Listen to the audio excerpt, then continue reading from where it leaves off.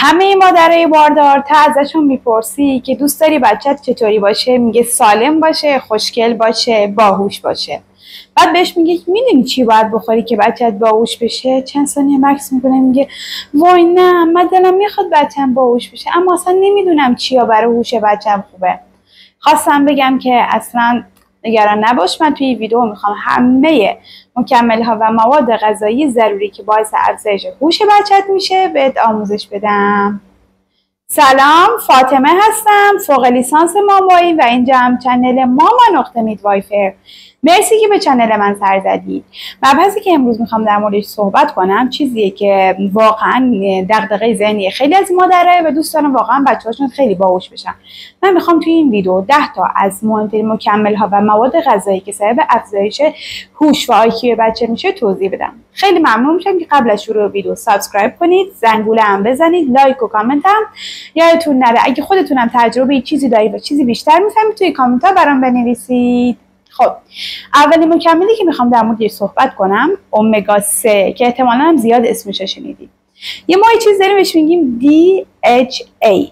DHA در واقع یک نوعی از امگا 3 هسته که خود امگا 3 یا همون DHA سبب افزایش رشد مغز و افزایش شبکیه چشم میشه. بنابراین وقتی که باعث رشد مغز میشه باعث افزایش هوش جنین و از طرفی دیگه هم چون باعث افزایش رشد شبکیه میشه، شبکیه هم توی چشمه، پس امگا 3 هم باعث افزایش هوش و هم باعث افزایش قدرت بینایی جنین میشه. حالا به طور کلی اگه بخوام تمام فواید امگا 3 رو بگم، امگا 3 یعنی کار مهمی که امگا 3 انجام میده شامل امگا 3 سبب بهبود عملکرد شناختی مغز جنین، سبب پیشگیری از ADHD یا همون اختلال بیش‌فعالی، سبب کاهش میزان زایمان زوج است، سبب کمک به وزن‌گیری جنین و کاهش افسردگی بعد از زایمان در مادر میشه. مغز جنین تقریبا توی 5 هفتگی شروع به رشد و تکامل میکنه و این رشد و تکاملش تا پایان بارداری ادامه پیدا میکنه. امگا 3 الان میاد چیکار میکنه؟ امگا 3 میاد روی اون سلول‌های مغز و نقاط تاثیر مثبتی میذاره، سبب رشد و تقویتشون میشه، در نتیجه سبب افزایش هوش جنین میشه. حالا سوالی که مادرها میپرسن اینی که من اصلا از کی امگا 3 رو بخورم؟ ببین، هر وقت در اولین فرصت، هر وقت که تونستی شروع کن به خوردن امگا 3. حتی حالت ایدئالش میگن از قبل از بارداریه که میتونی شما از قبل بارداری شروع به استفاده از امگا 3 کنی، از 3 ماه قبلش، چون همونطوری که گفتم سیستم مغز و نخاع تو همون هفته‌های اول شروع به حالا تشکیل شدن میشه. بنابراین شما اگه بتونید از همون اوایل بارداری شروع به مصرف امگا 3 کنید خیلی خوب و عالی هسته. حالا چه دوزی توی دوره بارداری توصیه میشه؟ چقدر باید بخوریم؟ دوز توصیه شده دوره بارداری و امگا 3 200 میلی گرم روزانه. حالا از کجا من این امگا 3 رو بیارم؟ تو چیا هست؟ خب مهمترین منبع امگا 3 همونجوری که میدونی شاید هم ندارین ماهیه. ماهی البته یه سری نکته ها در موردش وجود داره. ماهی همونجوری که امگا 3 داره و مفیده، از اونورم جیوه داره.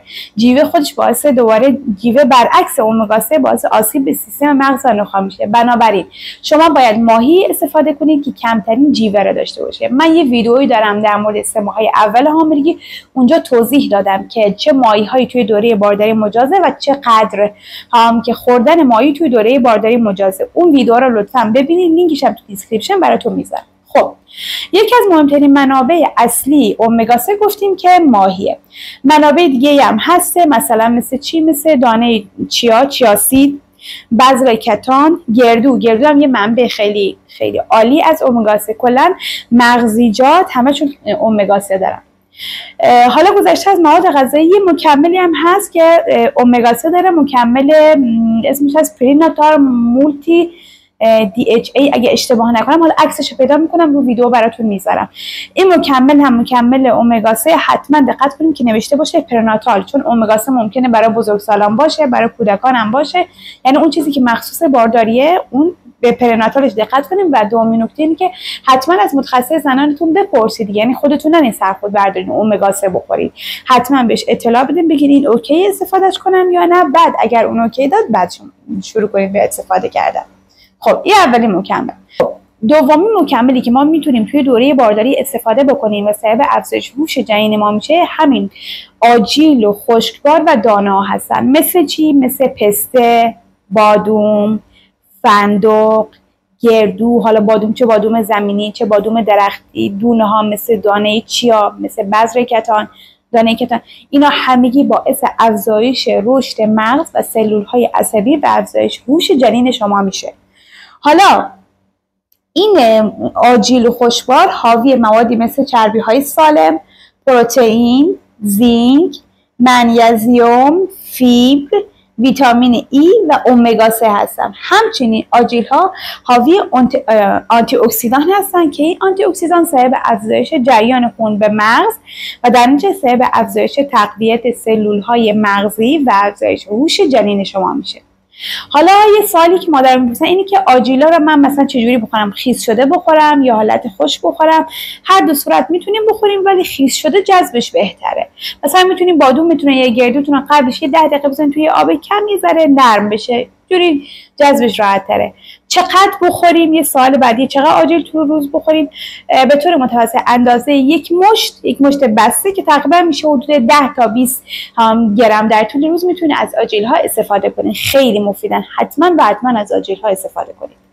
حالا مکمل بعدی که میخوام در موردش صحبت کنم انواع حالا اون سبزیجاتی که حاوی برگ سبز هستن. سبزیجات حاوی برگ سبز اینا حاوی آهن، اسید فولیک، فیبر، ویتامین C و ویتامین B هستن. توجه کنید که این سبزیجات که توی دوره حاملگی گفتم اینا همه باید استفاده بشن و همینطور به شستنشون دقت بکنید، تمیز شسته بشن. از طرفی هم این تازه باشن دیگه. شما تا جایی که امکان داره حالا گیاهی که برگ سبزی چیزی می‌خواید بپرید حتما تازه بگید، ترجیحاً از این نوع فریز شده یا اونایی که خیلی زیاد، یعنی سبزیجات نباید خیلی زیاد پخته بشن، یا حالت بخارپز بشن یا یک کوچولو سرخ کوچولو بشن یا به صورت خام بخورینشون. سبزیجات رو میتونید به صورت خام حالا کنار غذاتون بخورید، تو صبحونه مثلا میخورید، کنار پنیرتون بخورید. سبزی‌ها رو میتونید توی سالاد بریزین بخورید، میتونید حالا سوپ سبزیجات درست کنید، حتی میتونید کوکو سبزی تو اگه نتونید خامشون رو بخورید تو همچه حالتایی میتونید سبزی‌ها رو استفاده کنید. بعضی از سبزیجات مثل اسفناج، شنبلیله، کاهو، کلم و گیشنیز اینا حاوی آهن و اسید فولیک هستند. اسید فولیک سبب کاهش خطر نقایص لوله عصبی یا همون انتیدیا میشه. حتی اسید فولیک میتونه احتمال بعضی از بیماری‌های قلبی هم کاهش بده. حتی بعضی از مقالات نشون دادن که میتونه احتمال بیماری همون پاچنبری بچه که میگن حتی اونم کاهش بده.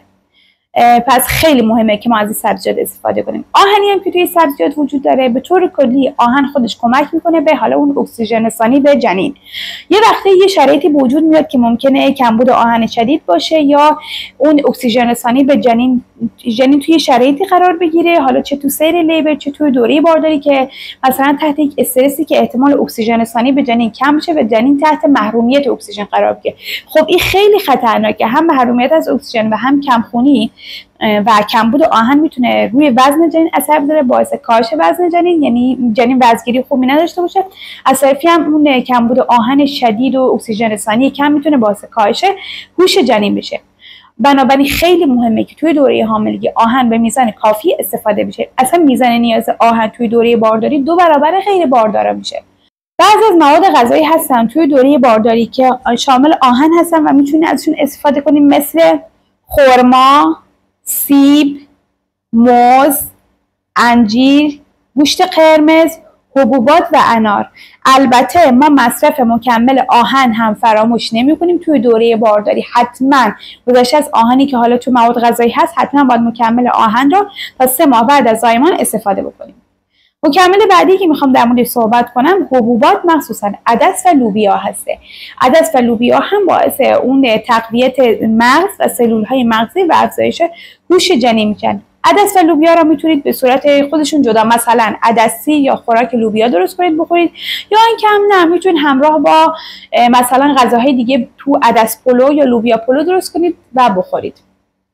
مکمل بعدی که میخوام در موردش صحبت کنم تخم مرغ.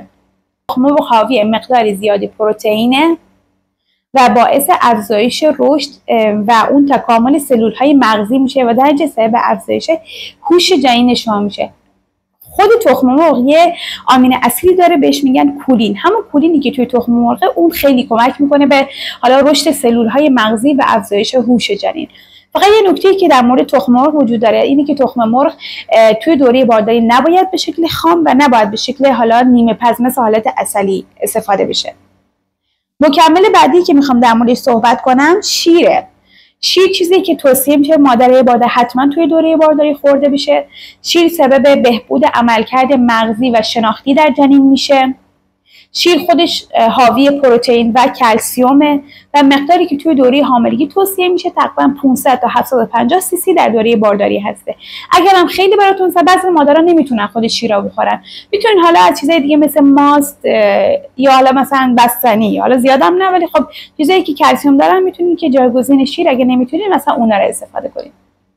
مکمل بعدی که سبب افزایش هوش جنین میشه توت ها هستن. انواع توت ها میشه به شکل حالا مثلا بلوبری باشه، توت فرنگی، شاتوت، تمشک، همین توت حالا انواع توت ها، توت مشکی، قرمز، از این توت های معمولی سفید هر کدوم پیدا کردید بخورید. توت ها حاوی آنتی اکسیدان هستن، سبب امگا 3 هستن و سبب افزایش اون مغز یعنی سلول های مغزی و حتی تقویت حافظه و یادگیری جنین میشن.